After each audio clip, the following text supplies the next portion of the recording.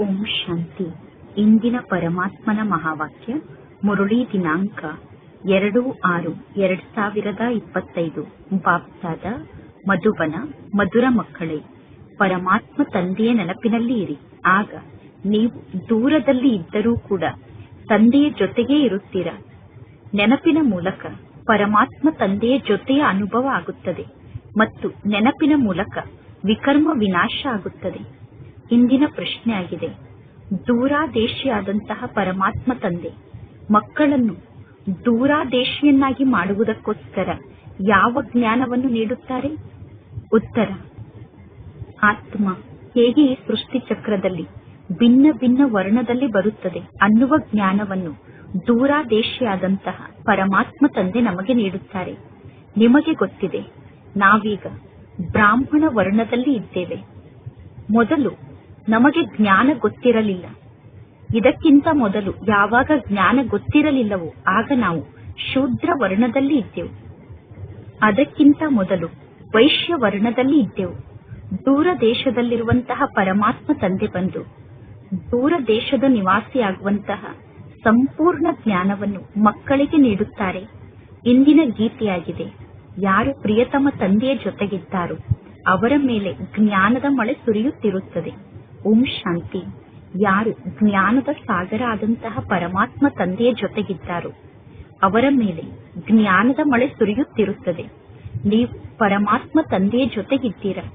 ಬಲೆ ನೀವು ವಿದೇಶದಲ್ಲಿರಬಹುದು ಅಥವಾ ಯಾವುದೇ ಸ್ಥಾನದಲ್ಲಿ ಇರಬಹುದು, ಆದರೆ ನೀವು ಪರಮಾತ್ಮ ತಂದೆಯ ಜೊತೆಗೇ ಇದ್ದೀರಾ. ಪರಮಾತ್ಮ ತಂದೆಯ ನೆನಪಿನಲ್ಲಿ ಸ್ಥಿತ ಆಗಿದ್ದೀರಾ ತಾನೆ?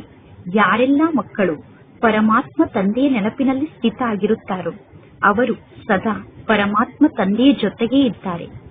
ಪರಮಾತ್ಮ ತಂದೆಯ ನೆನಪಿನಲ್ಲಿ ಸ್ಥಿತ ಆಗಿರುವ ಕಾರಣ ಅವರು ತಂದೆಯ ಜೊತೆಗೇ ಇರುತ್ತಾರೆ ಮತ್ತು ನೆನಪಿನಲ್ಲಿ ಸ್ಥಿತ ಆಗಿರುವ ಕಾರಣ ವಿಕರ್ಮ ವಿನಾಶ ಆಗುತ್ತದೆ. ನಂತರ ಪುನಃ ವಿಕರ್ಮಾಜೀತ ಸಂವತ್ಸರ ಪ್ರಾರಂಭ ಆಗುತ್ತದೆ. ನಂತರ ಯಾವಾಗ ರಾವಣ ರಾಜ್ಯ ಪ್ರಾರಂಭ ಆಗುತ್ತದೆಯೋ ಆಗ ಪುನಃ ರಾಜ ವಿಕ್ರಮನ ಸಂವತ್ಸರ ಪ್ರಾರಂಭ ಆಯಿತು ಎಂದು ಹೇಳಲಾಗುತ್ತದೆ. ಸತ್ಯುಗ ಮತ್ತು ತ್ರೇತಾಯುಗ ವಿಕರ್ಮಾಜೀತ ಯುಗ ಆಗಿದೆ. ದ್ವಾಪರ ಯುಗ ಮತ್ತು ಕಲಿಯುಗ ವಿಕ್ರಮಿ ಸಂವತ್ಸರದ ಯುಗ ಆಗಿದೆ. ಈಗ ನೀವು ವಿಕರ್ಮಾಜೀತರಾಗುತ್ತಿದ್ದೀರಾ. ನಂತರ ಪುನಃ ನೀವೇ ವಿಕರ್ಮವನ್ನು ಮಾಡುವಂತವರಾಗುತ್ತೀರಾ. ಈ ಸಮಯದಲ್ಲಿ ಎಲ್ಲರೂ ಅತೀ ವಿಕರ್ಮವನ್ನು ಮಾಡುವಂತವರಾಗಿದ್ದಾರೆ. ಯಾರಿಗೂ ಕೂಡ ತಮ್ಮ ಧರ್ಮದ ಬಗ್ಗೆ ಗೊತ್ತಿಲ್ಲ. ಇಂದು ಪರಮಾತ್ಮ ತಂದೆ ಒಂದು ಸಣ್ಣ ಪ್ರಶ್ನೆಯನ್ನು ಕೇಳುತ್ತಾರೆ.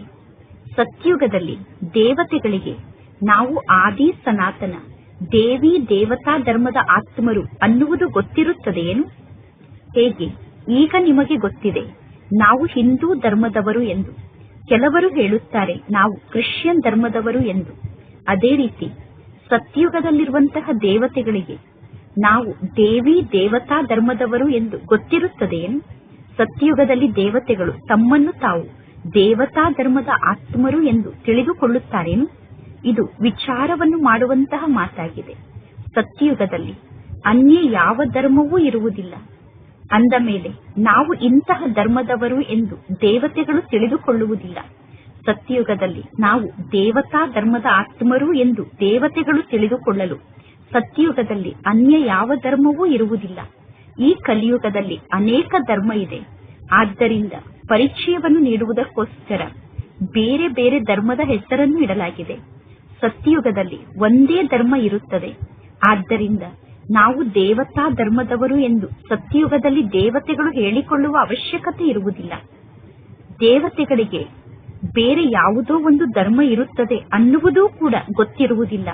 ದೇವತೆಗಳಿಗೆ ಅನ್ಯ ಧರ್ಮಗಳೂ ಕೂಡ ಇರುತ್ತದೆ ಅನ್ನುವುದು ಗೊತ್ತಿರುವುದಿಲ್ಲ. ಸತ್ಯುಗದಲ್ಲಿ ಕೇವಲ ದೇವತೆಗಳ ರಾಜ್ಯ ಇರುತ್ತದೆ.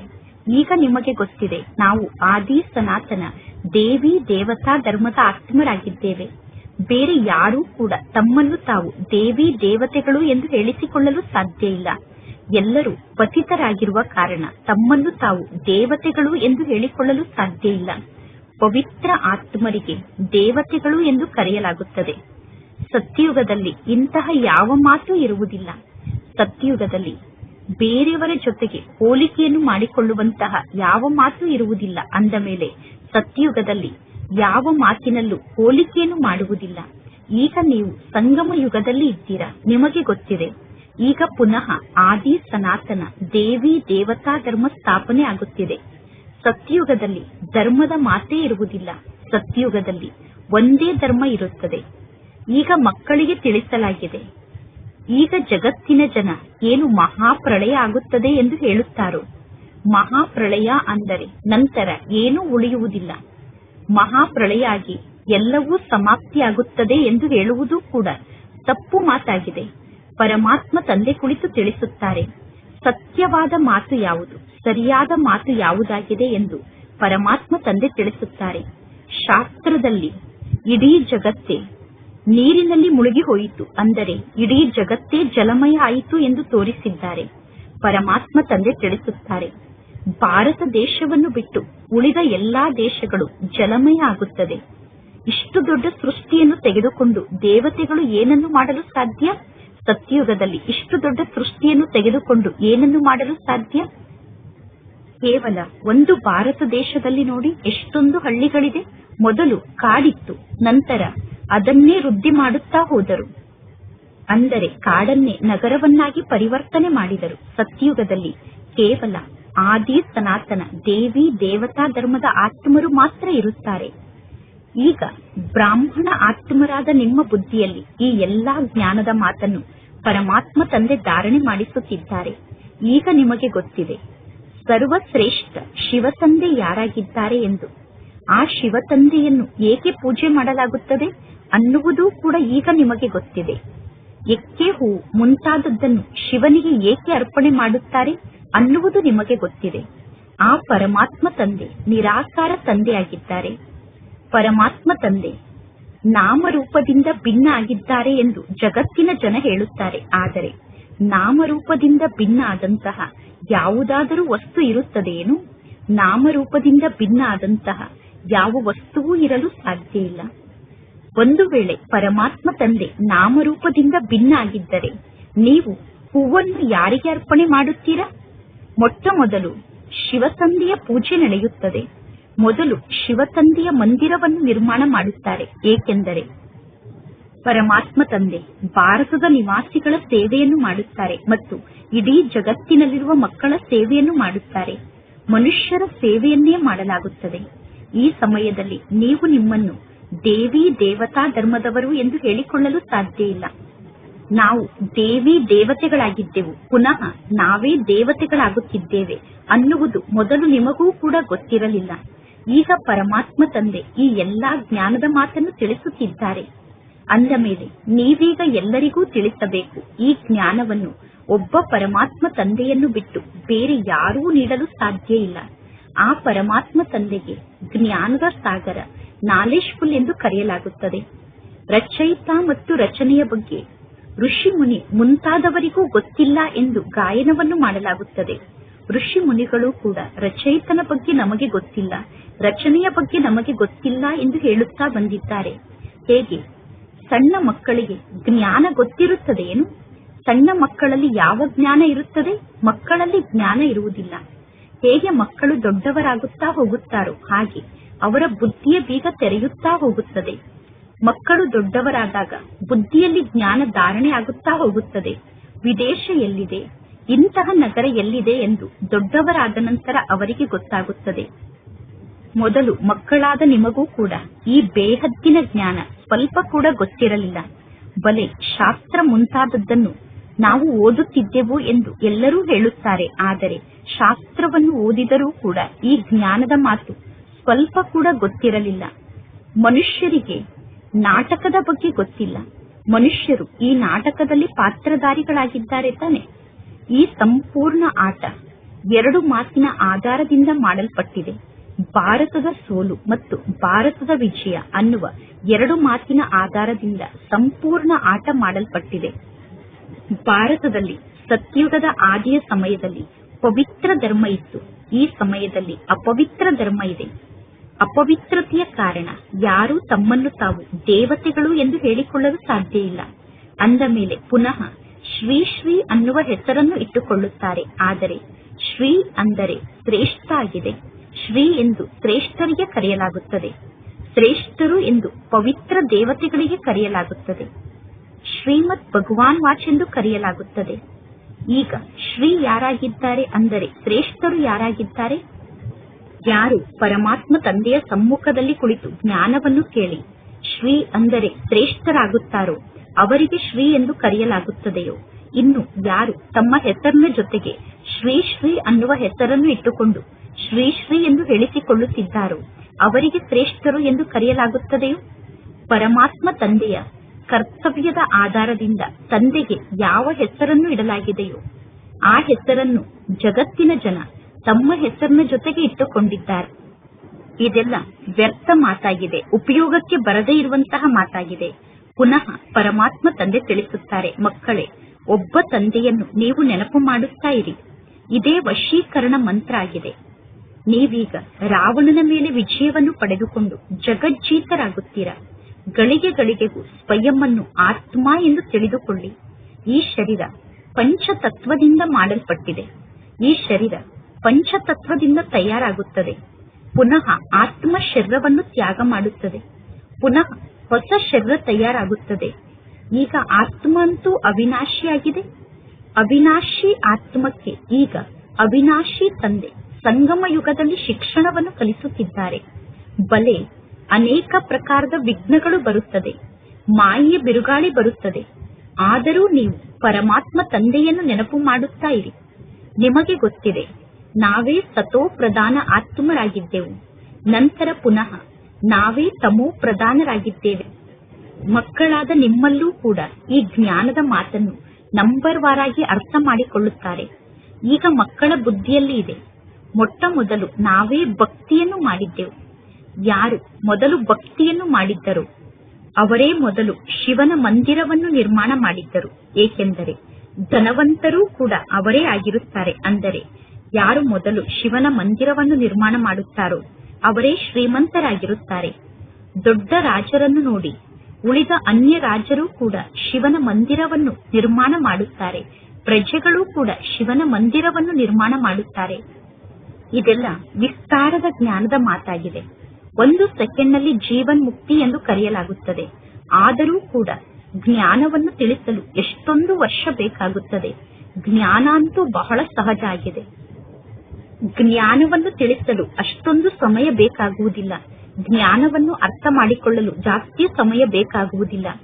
ನೆನಪಿನ ಯಾತ್ರೆಯಲ್ಲಿ ಸಮಯ ಬೇಕಾಗುತ್ತದೆ. ಅಂದರೆ ನೆನಪಿನ ಯಾತ್ರೆಗೋಸ್ಕರ ಎಷ್ಟು ಸಮಯ ಬೇಕಾಗುತ್ತದೆಯೋ ಜ್ಞಾನವನ್ನು ಧಾರಣೆ ಮಾಡಿಕೊಳ್ಳಲು ಅಷ್ಟು ಸಮಯದ ಅವಶ್ಯಕತೆ ಇಲ್ಲ. ಎಲ್ಲರೂ ಕೂಗಿ ಕರೆಯುತ್ತಾರೆ, ಹೇ ಪರಮಾತ್ಮ ತಂದೆ ಬನ್ನಿ, ನೀವು ಬಂದು ನಮ್ಮನ್ನು ಪತಿತರಿಂದ ಪಾವನ ಮಾಡಿ ಎಂದು. ಎಂದೂ ಕೂಡ ಪರಮಾತ್ಮ ತಂದೆ ನೀವು ಬಂದು ನಮ್ಮನ್ನು ವಿಶ್ವಕ್ಕೆ ಮಾಲೀಕರನ್ನಾಗಿ ಮಾಡಿ ಎಂದು ಯಾರೂ ಹೇಳುವುದಿಲ್ಲ. ಎಲ್ಲರೂ ಹೇಳುತ್ತಾರೆ, ನೀವು ಬಂದು ನಮ್ಮನ್ನು ಪತಿತರಿಂದ ಪಾವನರನ್ನಾಗಿ ಮಾಡಿ ಎಂದು. ಪಾವನ ಜಗತ್ತು ಎಂದು ಸತ್ಯುಗಕ್ಕೆ ಕರೆಯಲಾಗುತ್ತದೆ. ಈ ಕಲಿಯುಗಕ್ಕೆ ಪತಿತ ಜಗತ್ತು ಎಂದು ಕರೆಯಲಾಗುತ್ತದೆ.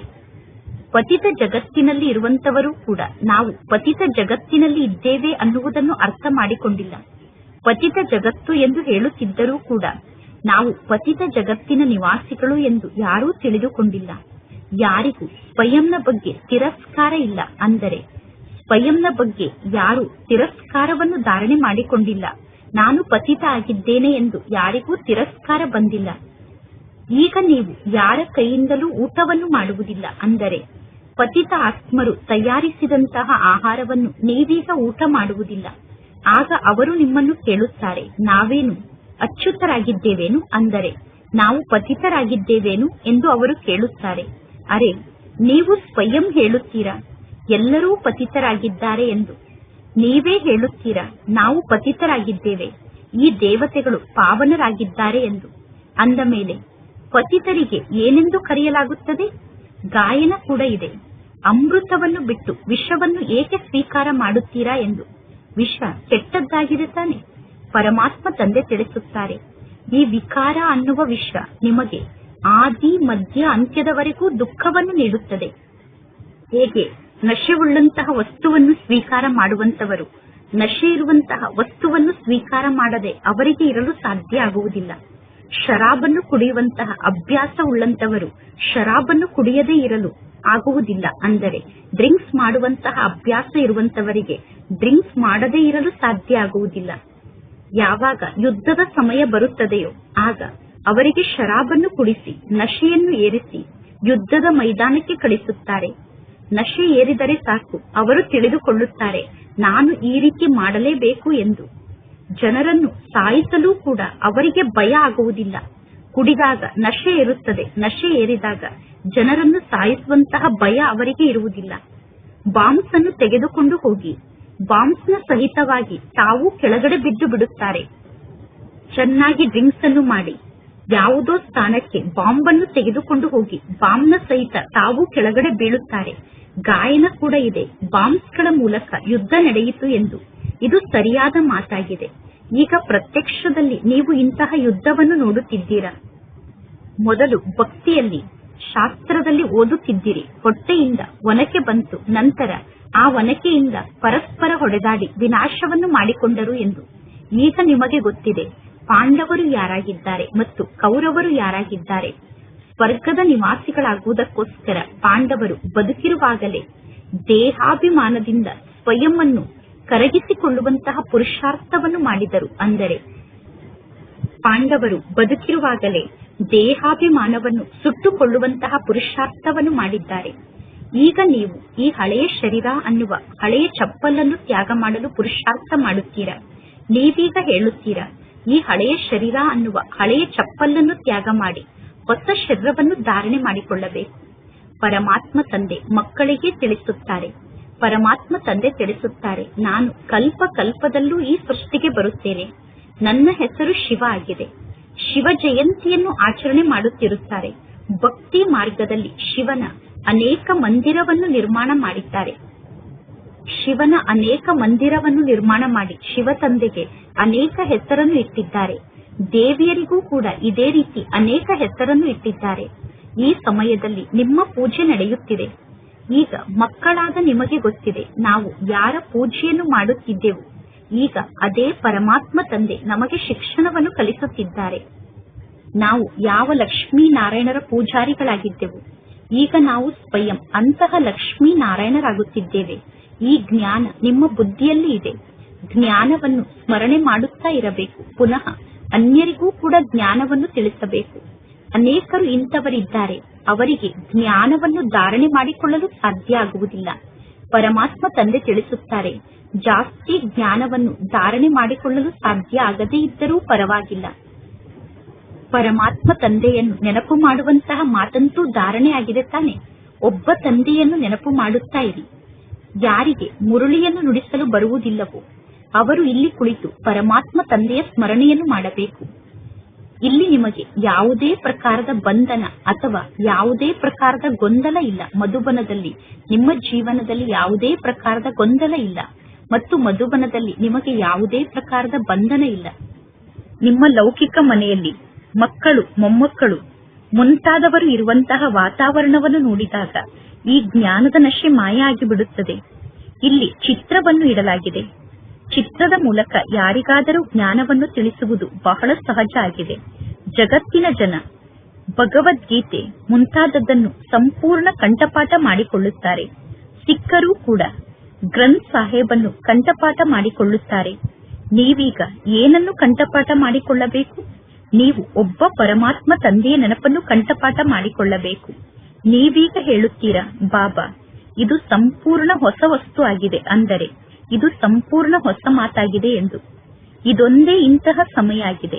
ಈ ಸಮಯದಲ್ಲಿ ನೀವು ಸ್ವಯಂ ಅನ್ನು ಆತ್ಮ ಎಂದು ತಿಳಿದುಕೊಂಡು ಪರಮಾತ್ಮ ತಂದೆಯನ್ನು ನೆನಪು ಮಾಡಬೇಕು. 5000 ವರ್ಷದ ಮೊದಲು ಕೂಡ ಪರಮಾತ್ಮ ತಂದೆ ಈ ರೀತಿ ಯೋಗವನ್ನು ಕಲಿಸಿದ್ದರು. 5000 ವರ್ಷದ ಮೊದಲು ಕೂಡ ತಂದೆ ಈ ರೀತಿ ನಮಗೆ ಜ್ಞಾನದ ಶಿಕ್ಷಣವನ್ನು ಕಲಿಸಿದ್ದರು. ಪರಮಾತ್ಮ ತಂದೆಯನ್ನು ಬಿಟ್ಟು ಬೇರೆ ಯಾರಿಗೂ ಈ ರೀತಿ ಜ್ಞಾನವನ್ನು ತಿಳಿಸುವಂತಹ ಶಕ್ತಿ ಇಲ್ಲ. ಜ್ಞಾನದ ಸಾಗರ ಒಬ್ಬ ಪರಮಾತ್ಮ ತಂದೆಯಾಗಿದ್ದಾರೆ. ಒಬ್ಬ ಪರಮಾತ್ಮ ತಂದೆಯನ್ನು ಬಿಟ್ಟು ಬೇರೆ ಯಾರು ಜ್ಞಾನದ ಸಾಗರ ಆಗಲು ಸಾಧ್ಯ ಇಲ್ಲ. ಜ್ಞಾನದ ಸಾಗರ ಆದಂತಹ ಪರಮಾತ್ಮ ತಂದೆ ನಿಮಗೆ ಜ್ಞಾನವನ್ನು ತಿಳಿಸುತ್ತಾರೆ. ವರ್ತಮಾನ ಸಮಯದಲ್ಲಿ ಜಗತ್ತಿನಲ್ಲಿ ಇಂತಹ ಅನೇಕ ವ್ಯಕ್ತಿಗಳು ಹುಟ್ಟಿಕೊಂಡಿದ್ದಾರೆ. ಅವರು ಹೇಳುತ್ತಾರೆ, ನಾನು ಅವತರಿತ ಆದಂತಹ ಪುರುಷ ಆಗಿದ್ದೇನೆ ಎಂದು. ಆದ್ದರಿಂದ ಸತ್ಯದ ಸ್ಥಾಪನೆಯ ಕಾರ್ಯದಲ್ಲಿ ಎಷ್ಟೊಂದು ವಿಘ್ನಗಳು ಬರುತ್ತದೆ. ಆದರೂ ಕೂಡ ಗಾಯನ ಇದೆ. ಸತ್ಯದ ನೌಕೆ ಅಲುಗಾಡುತ್ತದೆ, ಆದರೆ ಸತ್ಯದ ನೌಕೆ ಎಂದೂ ಮುಳುಗುವುದಿಲ್ಲ. ಸತ್ಯದ ನೌಕೆ ಅಲುಗಾಡಬಹುದು, ಆದರೆ ಸತ್ಯದ ನೌಕೆ ಎಂದೂ ಮುಳುಗಲು ಸಾಧ್ಯ ಇಲ್ಲ. ಈಗ ಮಕ್ಕಳಾದ ನೀವು ಪರಮಾತ್ಮ ತಂದೆಯ ಬಳಿ ಬಂದಿದ್ದೀರಾ. ನೀವು ತಂದೆಯ ಬಳಿ ಬರುತ್ತೀರಾ ಅಂದ ಮೇಲೆ ನಿಮ್ಮ ಮನಸ್ಸಿನಲ್ಲಿ ಎಷ್ಟೊಂದು ಖುಷಿ ಇರಬೇಕು. ಮೊದಲು ನಾವು ಯಾತ್ರೆಗೆ ಹೋಗುತ್ತಿದ್ದೆವು. ಯಾತ್ರೆಗೆ ಹೋದಾಗ ಮನಸ್ಸಿನಲ್ಲಿ ಯಾವ ವಿಚಾರ ಬರುತ್ತಿತ್ತು? ಈಗ ನೀವು ಮನೆ, ವ್ಯವಹಾರ ಎಲ್ಲವನ್ನೂ ಬಿಟ್ಟು ಮಧುಬನಕ್ಕೆ ಬರುತ್ತೀರಾ. ಆಗ ನಿಮ್ಮ ಮನಸ್ಸಿನಲ್ಲಿ ಯಾವ ವಿಚಾರ ಇರುತ್ತದೆ? ನೀವು ಯಾತ್ರೆಗೆ ಹೋಗುವಾಗ ಯಾವ ವಿಚಾರದಿಂದ ಹೋಗುತ್ತಿದ್ದೀರಿ? ಈಗ ಮನೆ, ವ್ಯವಹಾರವನ್ನು ಬಿಟ್ಟು ಮಧುಬನಕ್ಕೆ ಬರುವಾಗ ಯಾವ ವಿಚಾರದಿಂದ ಬರುತ್ತೀರಾ? ನಾವು ಬಾಪ್ತಾದರವರ ಬಳಿ ಹೋಗುತ್ತಿದ್ದೇವೆ ಎಂದು ಈಗ ನಿಮಗೆ ವಿಚಾರ ಇದೆ. ಪರಮಾತ್ಮ ತಂದೆ ತಿಳಿಸಿದ್ದಾರೆ, ಕೇವಲ ಪರಮಾತ್ಮ ತಂದೆಯಾದ ನನಗೆ ಮಾತ್ರ ಶಿವ ತಂದೆ ಅಥವಾ ಶಿವಬಾಬಾ ಎಂದು ಕರೆಯಲಾಗುತ್ತದೆ. ನಾನು ಯಾರ ತನುವಿನಲ್ಲಿ ಪ್ರವೇಶವನ್ನು ಮಾಡಿದ್ದೇನೋ ಅವರು ಬ್ರಹ್ಮ ಆಗಿದ್ದಾರೆ. ಮನೆತನ ಅಂತೂ ಇರುತ್ತದೆ ತಾನೆ.